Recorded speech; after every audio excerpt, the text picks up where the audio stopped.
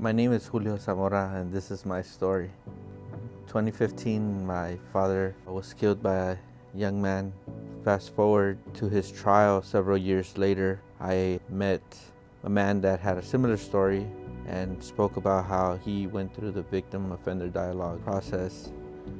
Really spiked my interest. Years later, I had the opportunity to meet with Edwin.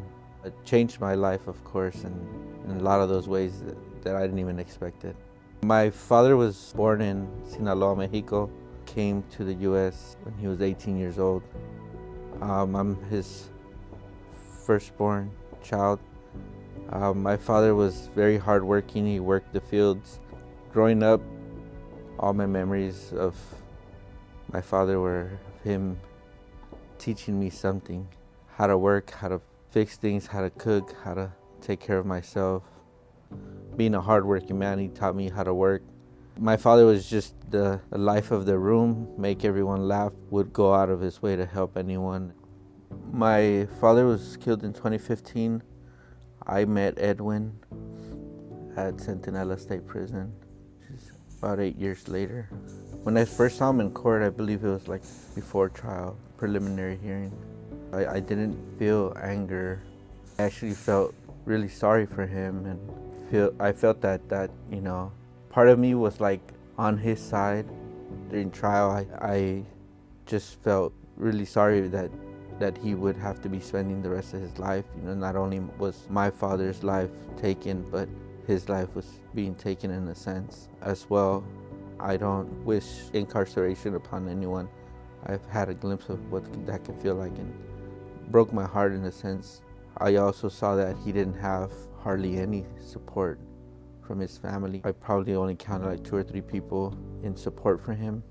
Again, not that it justifies what he did.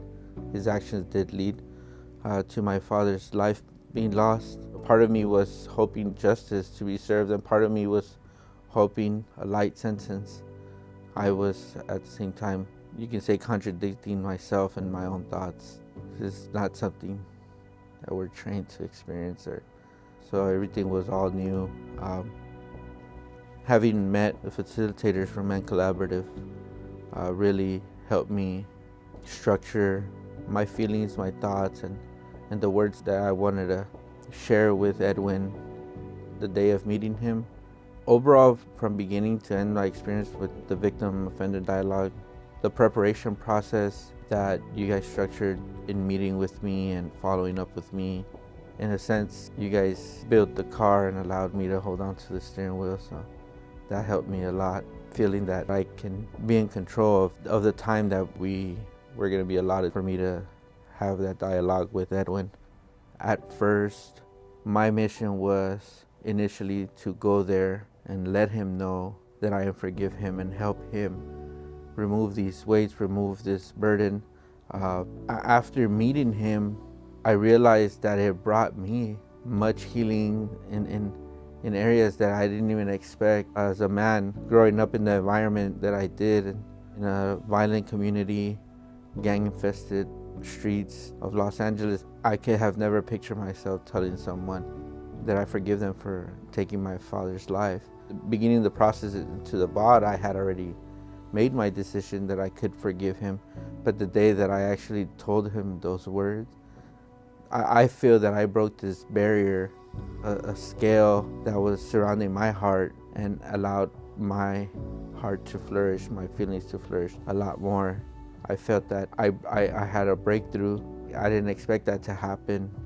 Knowing that he agreed to meet with me meant a whole lot.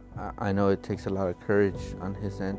I hope that the words "I forgive you" in his journey of rehabilitation and healing and growth, giving him hope for the future and hope for a brighter day, maybe even a day where he can be released and come home again.